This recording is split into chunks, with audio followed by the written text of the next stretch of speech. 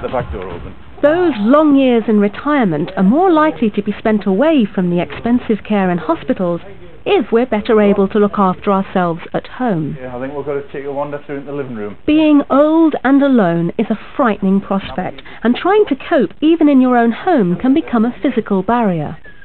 But not here. This is a smart house, a house full of life-enhancing technology. It's a bit too cool to have those windows open. Oh yeah, sure is.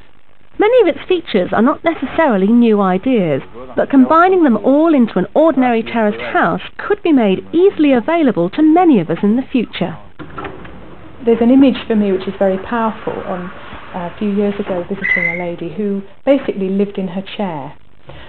She was helped out of bed in the morning by a carer, and she was put back to bed in the evening by a carer, and there'd be 3 or 4 visits during the day to make sure she had something to eat, maybe put a cup of tea by the side of the chair, turn the television on, switch it on for her, open the windows, everything. Now what this technology would have done for that woman is that lots of little things would have remained in her control.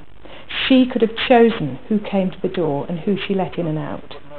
She could have chosen whether she had the curtains closed or the windows open. She could have arranged for the kettle to go on by clicking a switch.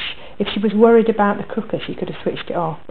Lots of little things that would have made it possible for her to be more independent. We can control the heating in each of the rooms. The cost is not prohibitive.